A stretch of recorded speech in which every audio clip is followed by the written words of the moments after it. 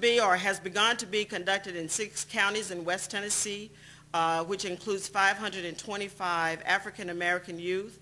We're recruiting them as rising 6th graders, and so they're 6th graders now, and we'll actually start the intervention when they're 7th graders. There's right now, in looking at the 3 counties where we're beginning the work, they are randomized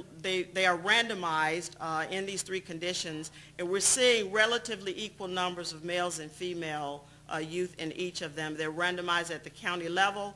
Similar to SAFE, we'll have 3 assessments, and then we'll also do the cost effectiveness analysis to look at the vulnerability by preventive intervention as a modality as a consequence of cost. There are 6-week consecutive meetings for the group-based held in community centers. Data, once again, we collected in their home. We have 2 separate concurrent sessions in which the group base occurs, where 1 hour is spent with parents and 1 hour with the youth, and then the family comes together as a unit at the end of each session, such that by the end of the intervention they would have been exposed to 12 hours of preventive intervention.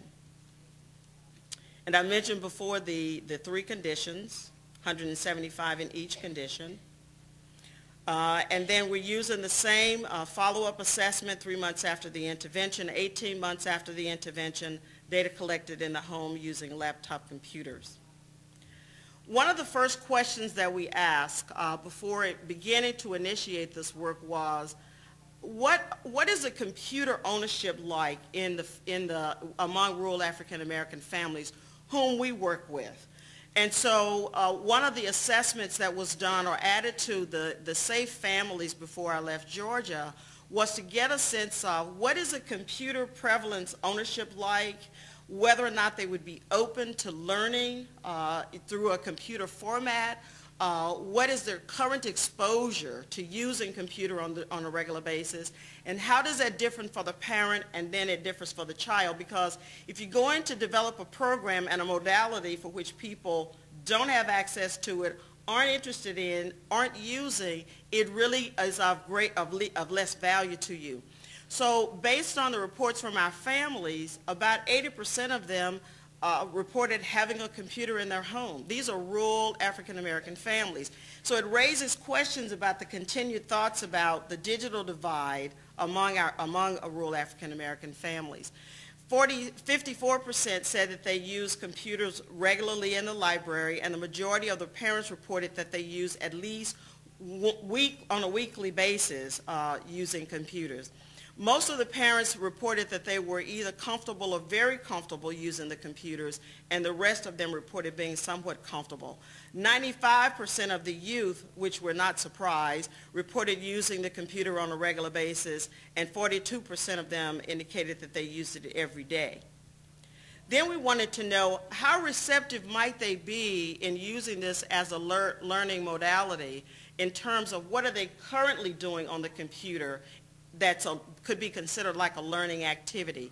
82% of them said they use it for games, 77% surfing the internet, 82% had used it for a learning activity. And these are the adults. So one of the other questions that we asked ourselves before going full-fledged in doing this transport was, if we created a session and began to pilot that, what is the feasibility results going to be like in terms of the receptivity of these parents, of families to a program like this? So last summer we brought in 10 parents and 10 pre-adolescents, and these were children ages 11 and 12, and we asked them first we exposed them to one session, a parent session, a youth session, a family session, and then we asked some feasibility questions of them. One was, how easy is it for them to go through the program without having someone stand up before them, delivering the information as one would do if you were delivering this in a group-based intervention, where a human is standing there taking you through the program. So how easy was it for them to go through the program and navigate it without any assistance from the staff that was there? And we found that most of the participants were able to do it without anyone standing over them and helping them go through the program. Among the parents and the youth, 90 to 84% respectively reported that they would very likely or highly likely participate in a program if a program like this was developed and they had the opportunity to be exposed to it. Then we wanted to know how acceptable is this program to you on a scale of 1 to 6. And you can see from the scores for both the parents and the youth that they highly endorse the acceptability of this program as a mechanism for them to be exposed to a family-based preventive intervention. So once we had the feasibility data, once we knew a little bit about the ownership of computers and the usage in their homes, we then began the translational process. And the translational process began with the subject matter team looking through the SAFE manual, drawing on the text of the manual, and making a decision about how much of that information is written is content focused and group dynamic focused. Because you need to tease the content information out as you're thinking about how you're going to transport this information. So we began to look at not only the curriculum, but the fidelity tapes, the videotapes, to garner from that how might this information be transported if we were going to move it from a group-based, person-focused delivery modality to an environment where you have everything within the context of this virtual environment. We then began to write the prototypes for each of the sessions. And that consisted of a comprehensive description of the sequencing of events that happen in each session, what is being targeted, where are there particular decision points, how are points being made by the human facilitator that you can then begin to transport that through DVD or interactive technology, and then what about the interactive sessions? How much of what is happening in the didactic activities that you can superimpose in this virtual world, and how much of it doesn't work because it takes a human to move you through these various things that's happening in terms of the group-based. So from that then we began to develop what is called detailed design storyboards. And these detailed design storyboards is a PowerPoint presentation that depicts not only the content, but also how you make this program become alive. So it has in there information for the audio, whoever's going to be the voiceovers for the words, information specifically directed to the videographer, the person that's doing the audio recording in the studio, the program developers. So that entire screen will tell you, you can look at that storyboard, which is what is being depicted here, and give you an idea of what you take to a technology team when you want them to make this program become alive.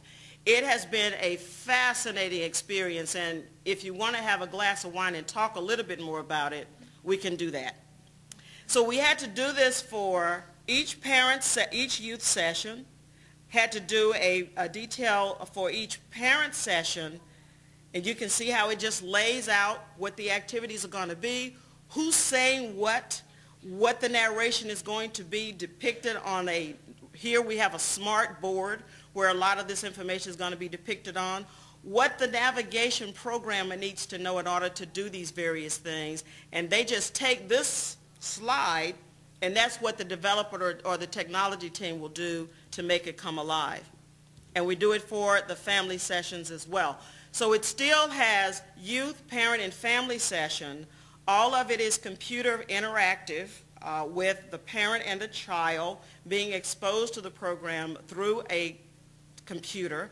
And then at the end of the individual parent and youth session, they come together as a family and using one computer go through a particular exercise to begin to understand how to integrate that information for family usage. There are a total of 18 sessions that have been created, and 3 of them have been developed such that we're getting ready now to pilot test them.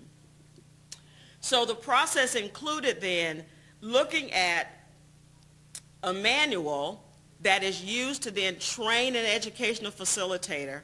That educational facilitator in turn then trains a group of families. So then our task was,